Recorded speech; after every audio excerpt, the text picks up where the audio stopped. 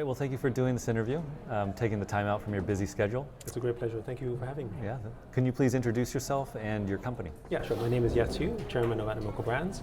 Animoca Brands is a company whose core mission is to deliver true digital property rights. We think this is a way in which we can actually help construct and grow a property-owning democracy in the future, so we're really excited about that.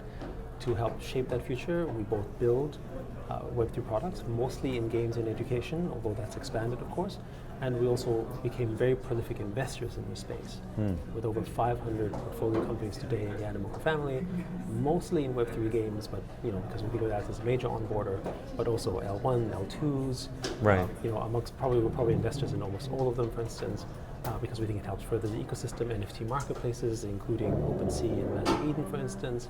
And of course, some of the early ecosystems when we try to back them, for instance, we're pretty early in Ton.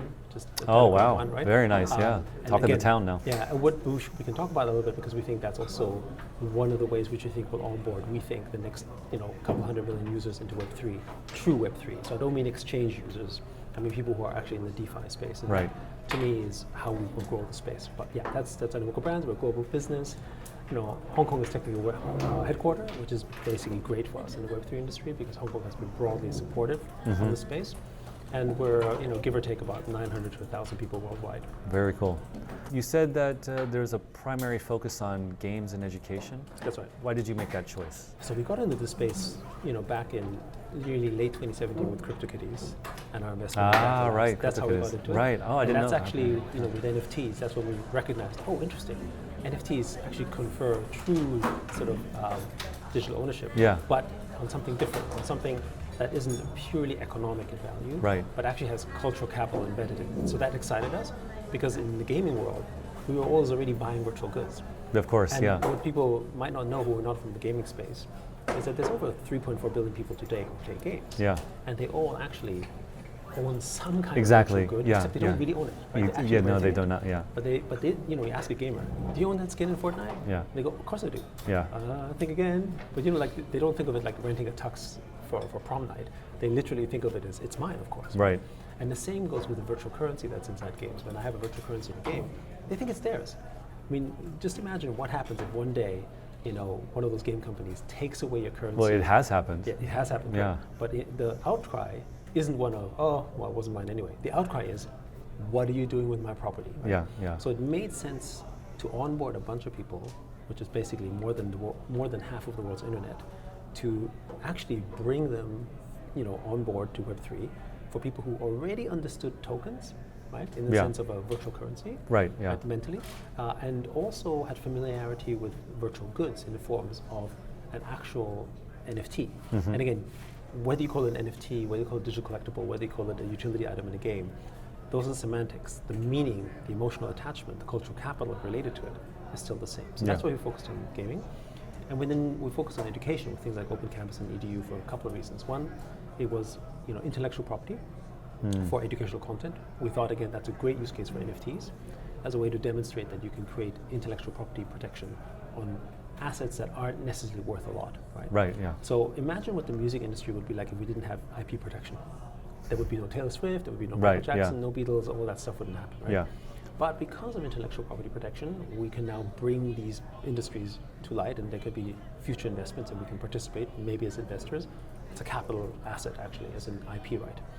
But you couldn't do this for things that were worth very little, right? Let's say if it makes $10 a year. Right, yeah. Right? I mean, it's not worth the you can't, But an NFT, you could mint for less than $1. Right, yeah. And that means you can actually create a capital asset out of anything. Yeah, and make it more granular. Exactly. Yeah. And so that means, for instance, like places like Venezuela, a teacher makes maybe $10 or $15 a month. If they make educational content and it yields them, let's call it, $10 a year. Right. Now it could be worth $50 to $100 on an open market. Right. Because it generates yield. So again, it opens up those possibilities. And then of course, one core focus for us is that what we discovered is that to be a true Web3 user, you actually end up becoming financially more literate. I agree, yes. Yeah. I've had that same experience. Yeah. And as a result of that, we think the onboarding isn't necessarily just about, hey, let's give you a wallet and play a game and see what happens. We tried that and it didn't quite work out the way that we thought it would. Instead, we have to actually financially onboard them by giving them financial education and literacy. And so education becomes really important. because we think this is the ticket in where we can actually not only, like for me, the big mission of Web3 and digital property rights isn't just here you have a digital property, you gotta know what to do with it. It's actually you create people who are financially included, and then they start to realize, oh, what is capitalism? Yeah. What is investment? What is risk? Yeah. And I think one of the world's biggest problems we have today is that most of the world is still in a labor economy. So they don't understand the value of capital. And therefore, those who do are the 1 percentile, right? They're the elite. Right. And the world is getting more divided between those who understand capital and those who don't. And so we think one of the solutions, which I think Web3 is a great way of doing it, is to make more people join the capital class. We think, how do you onboard billions of people to essentially become capitalists? Yeah. We think that's Web3. Yeah. So I am more familiar with the gaming side of things you're doing, because that's kind of sexier and more exciting. But I'm less familiar with this education side. But I do agree with you, right? My first entry into this industry was writing kind of educational articles, and it was a very difficult challenge to teach people these concepts. I'm curious if you can tell me what kind of projects on the education side are you working on and that you're proud of? So I think the biggest one that we're involved in is we've supported the launch of the foundation. It's called Open Campus. Open Campus, okay, yeah. And Open Campus is essentially it has a token infrastructure. Basically now they're based. Arbitrum actually just yesterday announced a partnership where we're basically launching an educational chain, as an L3 to universities, schools, and institutions. And our point here is that if we can bring essentially people from primary and middle school and high school, and of course university, into the space, through essentially a kind of blockchain that could educate you about the world of Web3, then you're ready for it. Now this is not that different from, if you remember back in the day, and still they do today, when Apple basically gave out great discounts or great benefits with the Apple computers to education institutions. That's right, I used it. Right? You end up graduating from school and doing what? Oh, I'm using you can still Apple, use right? the and product. And then you get used to that, whether it was good or not. And then Apple started doing the same, and then Google Chromebook did the same, and then Microsoft did the same. They all started doing similar versions of this because they understood that capturing them at that sort of age was important to also onboard them into their ecosystems. Right. But what we're doing is, we think, much more broader. For us, it's not about wanting them to use only our systems. The point is that you need to learn about Web3, you need to learn about blockchain, you need to be financially included. You need to lose your skepticism and suspicion. And so I think this is really important. Most people don't, for instance, recognize that education is a $5 trillion space. Right. It's actually bigger than most industries. Right. And people get excited about gaming. We're excited about gaming. Of course. It's like $250-300 billion industry today. It's bigger than music and movies combined. Right. But it doesn't compare to $5 trillion. Right. Right. Of course. And that's because everything we do is education. Even when we watch YouTube videos, how many people go to YouTube to actually learn something? Right? And I don't mean that you're learning math or algebra, although they do that too. I want to learn about a country, or I want to learn how to play guitar, or hey, I'm going to a restaurant. What does this guy say, right? Good restaurants in Kyoto. Yeah, exactly. You're actually using it as a learning platform. So they're all benefiting from this, except think about all the people making educational content on YouTube. How much do they get paid? Very little. Nothing. Almost nothing. And again, because there's no ownership. So we think when we think of education, it extends beyond that. We start with, younger, and we start with financial literacy, but we actually think this expands beyond. Very cool. I like it. Yes. What gaming products right now do you think that you're very excited about? Well, first of all, we've made over 150 gaming investments. Yeah, I know. So, picking how to narrow it down, It's a little bit like picking your favorite child. So I won't go necessarily saying which is my favorite, although I love all of them in the sense that we play the games, we try them out, and all that kind of stuff. I actually think the one thing that I'm excited as an ecosystem. Good. Approach, right? Is really at this moment in time, Ton. Right? Okay, Building on Ton. Yep. So, and one of our key projects launched by Gamey, called Watt. So if you launch... one more time, what? Watt, W-A-T. Okay. You can just go online and check it out. Yeah, I will after this. 2.8 million followers, I think. Gamey has 2.8 million followers, I think, on Telegram right now. And 1.5 million on for Watt. But why? Because Telegram is actually a true distribution platform. When you think about what was the biggest problem that Web3 gaming had, it grew quite well, like with Axie Infinity, with Pixels, also part of our portfolio, even with Sandbox, right? Yeah. But one of the biggest restrictions was that the main distribution platforms, Apple, Google, Facebook, Steam, they all blocked you. And recently Apple said, you can launch NFTs, but no utility. Yeah. So what's the point of that? It's just another way of trying to restrict access. But Telegram doesn't have that restriction, which means that you can now leverage a roughly 900 million user audience around the world to basically virally grow your industry. And we think that's the ticket for Web3. So I think I'm encouraging not just our portfolio, but anyone who's in Web3 gaming, you need to look at how you leverage Telegram for growth. Right. Because the other platforms won't let you when you're doing Web3 related stuff. And so we believe that that's the ticket in which we're going to get to 100 to 200 million players in Web3 that are actually on-chain players. Yeah. Right? You've seen early inklings of this. For instance, Notcoin, which is really a simple, really not you can't call it a typical game. Right. Yeah. But it's an early version of an inkling of what can happen. And then of course Hamster Combat is another one. Right? I mean, again, that's kind of another sort of interesting example. And of course Gaming, right? I mean, Gaming now has 3 million DAU. I mean, that's good even for Web2. Right. And so these are all things that are happening in the space that are evolving, and they'll onboard people. And because Telegram isn't restrictive, it allows people to basically navigate and move to other ecosystems at the end of the day. Yes, of course you use Ton and use the wallet, and that's great. But if you wanted to move across other ecosystems, that's the beautiful thing about Web3.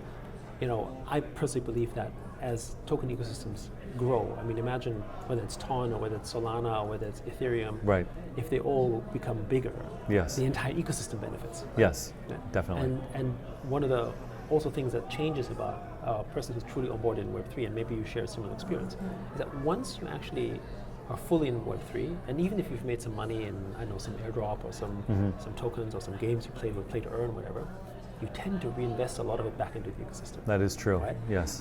And that is a phenomenon that doesn't exist in Web2 because you can't really do that, right? No, not really, unless you go out and buy stock or something. But I mean, very few people say, oh, I made money on Instagram, so let me buy Facebook shares. Yeah, exactly, That correlation doesn't really happen. Yeah. One of the secret successes of Silicon Valley was angel investing. Right? It wasn't the fact that the tech companies built out there, it was the fact that people who made money in tech reinvested back in these systems, which was a very different way that people used to think in, you know, like the financial world of, say, New York and Wall Street. Right. Like you make money on Wall Street, you don't necessarily invest in the same way. Right, Whereas it was almost like, you know, coffee table conversation in your local Starbucks. You say, what deal did you do, right? It was kind of like, you know, it was totally different mindset. Yes. Engineers at Google would make angel investments. Right. And you're kind of having a similar effect in Web3 where, you know, this person who played a play to earn game, or this person who farmed a token over here makes an investment in another token or whatever. The whole space grows this way, which is why capital is much more captive in Web3. And I think gaming is a perfect onboarder, which is why we focused on that. And again, I think that once you have hundreds of millions of people in Web3, you've got enough critical mass that will basically bring the rest of them in. Because we do have hundreds of million people who own crypto, but they own them in an exchange. Yeah. And owning them in an exchange isn't truly Web3. Right? I agree with that. And also, because you're not using the utility of the tokens, you know, whether this is something as simple as staking or using it in a game or owning an NFT to show your status or receiving airdrops or whatever, you're actually just holding to trade. Right? Speculation. Exactly. And that's a different utility than when you do it on chain. If you want to trade, sure, put it on exchange. Yeah, nothing wrong with that. But if you put it on chain, then actually you want to use it in some manner or fashion that is actually beyond its pure speculative nature. And we need more people doing that. And you can see what's happening. I mean, for instance, the TVL of DeFi is now backed at about 100 billion. I mean, that's not bad, right? Yeah. You know, I mean, obviously in the worst days it was like 20 billion or something. Still hasn't come back though. I mean, it's interesting. Peak, but it's at 100 billion. I mean, you know, the Reserve Bank of New Zealand has about the same amount of fiscal reserves, right? And I think the fiscal reserves of Greece is probably like maybe 85 billion, right? And so again, you know, when you think of it in that context, you say, wait a second, the TVL of DeFi is bigger than fiscal reserves of some national banks that are of reasonable sized nations. So I think we're doing okay.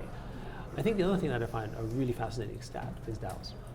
Right? Okay. And this is where, you know, whether it be Web3 gaming, education, or any ecosystem out there, because you have roughly 27 billion to 30 billion locked in these DAOs. But there are 10 million governance token holders. Right. Now, that means, you know, and there's about 3 million that are actively voting on a weekly or monthly basis. Yeah. Name me any ecosystem in the world where you can actually vote on billions of dollars of assets as a community. Right. Yeah. It's only DAOs. Yeah. I can't think of anything else, right? I mean, you can't vote on. I mean, Trying to think. Maybe somewhere in Switzerland. But yeah. maybe possibly on some local institute. But Yeah, I don't think it's billions of dollars. No, right? it's not billions of It's dollars, not billions but of dollars, millions. and But it's yeah. not private in the sense that it is not. Yeah, no, those are public. It's more like a entities. public good. Like Yeah. you're doing should we build this bridge? Yeah, Okay? yeah. Right. That's a bit different than hey, let's fund this company or let's build this ecosystem or let's do something here. Right. And so I actually think that's the future of corporations. Right. I mean, when I earlier spoke about an actually property owning democracy. Because right now, most of the property in a democracy isn't owned by the people at large. It's owned by a small percentage of people, which frankly I think is the threatening part of a democracy. But if you can have, this is my point. I think it's Microsoft. Okay. They have 85,000 shareholders. Sorry, one more time? 85,000 shareholders. Okay. It's not a bad number. Yeah. Right? And of course, with mutual funds, you could probably indirectly get more holdings. But the point is, 85,000 shareholders get to vote on what happens in some elections, or I mean some governance issues on Microsoft every once in a while, held by some very large institutions or shareholders. Right? Yeah. I mean, for one of the world, if not the world's largest corporation, that's kind of small. Right? Yeah. I mean, it's not like every person who uses Microsoft Word is a shareholder. Yeah, that's right. Okay? Yeah. And they can't manage that. And of that 85,000, I imagine a lot of that is concentrated in. Yes, correct. It's Very concentrated small by number. a very small number. Yeah. But with tokens, when you look at L1, L2, you can have millions of token holders have governance. Right? So my point on this is that you can't possibly have a shareholder, an institution as a shareholder base in a current structure of 1 million shareholders. The administration would make it impossible. Right? Yep. But you can have 1 million token holders. You can have 10 million token holders. You can have 1 billion token holders, and they can govern and vote on things almost in real time. Right? So that to me is actually really exciting about the future and how you make it more inclusive. And again, I think Web3 gaming, with a combination of education, is going to help propel that future because that's a more sort of direct sort of digital direction. And I would add one more thing. Gaming is the natural, local digital native experience that is cultural, that influences the physical world. So most things we do in the digital world came from physical first, right? Like a brand name, like a newspaper that went online or an institution, right? Yeah. Or maybe a sports brand and then take it online. But gaming is the other way. Gaming started digital. That's right. Yeah. And then we built crazy keyboards. In fact, here's the interesting factoid. If gaming didn't exist, we wouldn't have NVIDIA. Yeah, that's true. Right? The GPUs. Yeah, exactly. The value of a company, Quake. right? And the value of a company came from a demand of what? An entertainment good that was digital first, that affected the physical world. And today we have curved screens, funky keyboards. That's right. All sorts of mice, the mouse pads. Yeah. Consoles like PlayStation, Xbox. Maybe even faster internet connections. I mean, I don't exactly, know. faster internet connection possibly too. Although there's other industries that Yeah, contribute to yeah. that. But the point That's why I got a faster internet connection when I was a kid. But the point is that these digital demands affecting the physical world is thanks to gaming, and that's why we also think gaming will have the same effect in Web3 adoption. Cool. So I talk with a lot of, I'm not going to say OG crypto people, but they're more on the technical side. Sure. And I was telling them that I was going to have this interview with you, and a question that kind of kept getting repeated was, these people are heavily into crypto. Yes. But they don't really know much about crypto gaming, right? Sure. I mean, they know some things, but so they were asking, like, what is the kind of the state? If you were to like describe this to like a crypto OG, what is the state of crypto gaming like right now, and where do you think it's going? Well, first, my general comment I would say is that crypto gaming is the one thing that is, or Web3 gaming, is what I think is really onboarding the masses today. When you look at Ton, when you look at Ronin, what's happening with Pixels and Axie Infinity, when you look at Polygon, right, like all these ecosystems, actually it's the gamers that are coming in, not from a financial lens, but from a culture gaming lens. But you know what's interesting, when we first started focusing on blockchain gaming, when we first invested in Axie and those Sandbox and all those companies back in 2018, our biggest critics weren't actually the Web2 guys. They're just like, oh neat, don't know anything about it. Right. It was actually the crypto DAOs. Yeah, right? of course. I remember that. Right? I remember that. Yeah. And by the way, that's not that different about how a number of Bitcoin OGs also dislike, for instance, Ethereum. ordinals. Right? Well, Ethereum aside, but ordinals. When, Yeah. When ordinals Now, started coming yeah. in and inscriptions, or BRC20s, or all these things were like an assault, an attack on what they thought sort of the ecosystem should be like, right? And so they struggled. And I think one of the main reasons they struggled with understanding this is that they come from a lens of economic capital. Like they think of, the economic value of things, which is totally legitimate. Yeah. But when you think about what's actually more deeper for the majority of humans, it's cultural capital. Right? Cultural capital are things that we invest in as individuals that mean something to us, which is why we care about a Rolex or a Birkenback, or the kind of clothes we wear, or the kind of shoes we have, or for instance, the districts we live in, or the countries that we live in. Like these are all actually in some way goods or value that are status and cultural in nature. Yeah. And they can't really be compared to something that is like a currency. Right. But sometimes it's hard for people to understand that, and they maybe subconsciously do it. Right? They or maybe they're just very private and don't want to talk about it, right? But the vast majority of the world is focused on cultural capital. When you think about everything you purchase, right, from an economy, right, as a country, and because I like to look at everything as a country, okay, economically. Right. Like I think of an L1, L2, like a network state, for instance. Okay. Right? I mean, Balaji describes it in that manner. I would say that generally speaking, Bitcoin is a network state as well, right? Right. But what's actually the thing that we invest most deeply in? It's cultural capital.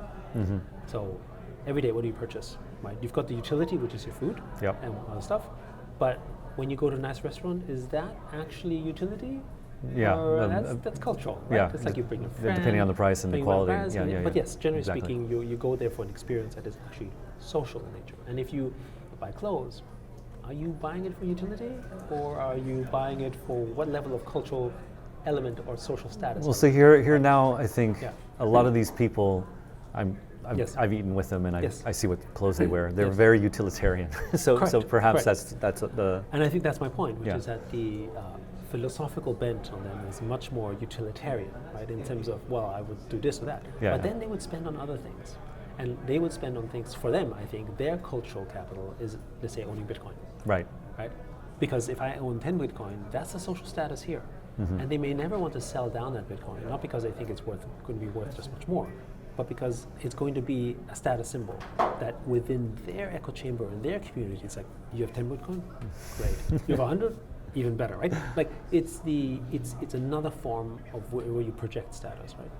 But for most people, as I said earlier, the projection comes from an identity that is cultural in nature, because we are cultural creatures. Yeah. Why? Because we are narrative creatures. Like we live on stories. Imagine humankind without stories. Well, money is a story too, right? I mean, Yeah, okay, it's a fiction we agreed as a structure. Yeah, And a if shared. It's a shared belief, Yeah, it's a yeah. shared value. I also think of money, by the way, which I think of tokens the same way, as a social network, right? Because of money, I can transact with a stranger in a restaurant, in a shop, and I transact in value. I don't need to know who you are. That's But right. we can have a trade relationship, and we can begin some social connection, as primitive as it is. Yeah. And if you think about the power of something like the US dollar, the whole world can do business with each other without knowing who we are. Financial Because of that, right? efficiency, yeah. Financial efficiency, but it's a social network, right? Yeah. And so we think of tokens very similarly that way as well. But again, the power of that connectivity is the social, not the value in the classic sense. It's value, but it's social value, meaning cultural capital always trumps in our mind economic capital, right? Yeah. If the culture dies in a country, imagine a country that has no culture. You wouldn't invest in movies, there would be no film industry, Yeah. everyone would be wearing black, there would be only one kind of car, right? Right. It's the utility, Yeah, right? yeah, Right? yeah. Like who needs a Rolls Royce? Yeah. Or who needs a red car? I can just basically get whatever Ford model or Skoda or whatever, Yeah. you know. Yeah, yeah, And yeah. again, there's maybe good cars, but I'm just saying, right? But it'll be one type, like the Ford Model T, and all they do is take you from point A to point B. Yeah, but That's even utility. then, you'd have people who are like, want to paint a Correct. little bit And thing. we customize it. Yeah, yeah. Why? It's because we are narrative creatures. Yeah, yeah, yeah. We create our own stories. I mean, even Bitcoin is a story that we created, has elevated beyond. I mean, I, for instance, consider having always, like I call it Christmas. Because to me, not because of any value or something, Okay. but because it's a narrative story. Oh, and it's like a crescendo event, and Exactly. there's a Yeah. definitive, like Christmas-like. Exactly, and also, like we all rally around, like Christmas, it's a story. Yeah, right? yeah. And Totally. so we rally around a moment that brings family together, whatever. At these moments, with Bitcoin, it's another story. That's interesting. I've never heard that. I like it. And so that my point is that even with something as fungible and value-oriented, like Bitcoin, for instance, in its most utilitarian form, we are still creating a narrative that means something to us. And so therefore, when I say this about gaming, Yeah. what's hard, if you don't understand the gaming narrative, means you don't understand the culture. That's like saying, which is true, I think if you're an American and you've never gone to China, you won't understand how to build a business in China, and you won't understand what Chinese people buy certain things. Okay, I get your right? point. Yeah, I see what you're saying. It's Yeah. a different nation Yeah. of sorts, right? Yeah. But at the end of the day, you need to bring them in. Right? Yeah. And if you don't bring them in, the ecosystem won't grow. Yes. And that's what happened. I mean, how many people entered crypto in the last 2 or 3 years because of gaming versus because of Bitcoin? And it's absolutely gaming today. There are more people doing, like if you look at you go to Dapp Radar and you take a look at the top dApps, they're all gaming. I get where you're going at, and I think maybe that is the challenge for. I'm going to put myself slightly in that category. I love games. I love games very much, but I've had personally a little trouble, like just kind of understanding the Web3 crypto, Web3 gaming space. Sure. Yeah. Wrapping my head around. Well, maybe let me try this, right? Which is, I think, when you think of traditional Web2 gaming, you focus generally about the entertainment and the fun of it, Yeah. which is understood. Yeah. But in Web3, you have ownership now. Yeah. And so the key is ownership, and then the things that happen from ownership include financial and economic utility. So unlike other areas, the financial utility and the, let's call it, utility itself are usually not combined. Yeah. Well, so sorry. Let me. So I totally understand the value. Like, so for example, I played Dota 2, Sure. right? Steam. Yeah. And I had. I'm not going to say how much money I had in like those worthless items, but Yes. even when I was buying all that stuff like 5 years ago, Yes. I would still be like, I wish I owned this. And Yes. so I totally get that completely. Yes. I guess maybe the point I'm trying to say is, for me and personalities like mine, Yes. it was much easier to evaluate the value, the innate value of like Bitcoin or Ethereum or Sure. some of these L1s and Yes. L2s. But I mean, I think you answered my question, which is, it almost sounds to me like gaming for someone like me or some of these other people is just harder to like properly value or find But the. no, but let me ask you Okay. a question differently, right? I understand maybe you struggle how to find the value, but when you look at Bitcoin and when you look at Ethereum, take these two as an example, what's the measure that you use to evaluate it? Why would you invest in it? Just Because it solves a problem. It fixes a problem in society or in the world, Okay.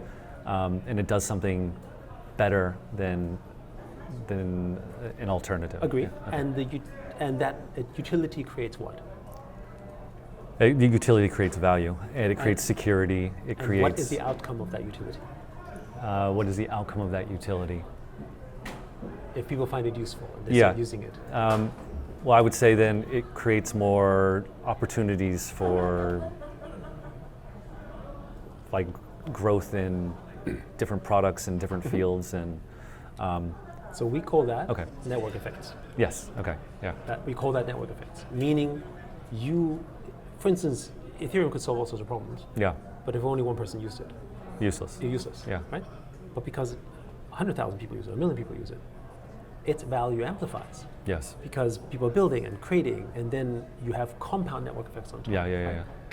I think that was one of the struggles Bitcoin had up until ordinals and so on as an Right. example. But Yeah. my point basically is that what you're doing is you're evaluating its potential of network effects inadvertently. Okay. Which I think is social or computationally created, but the point is there's a network effect in Yeah. it.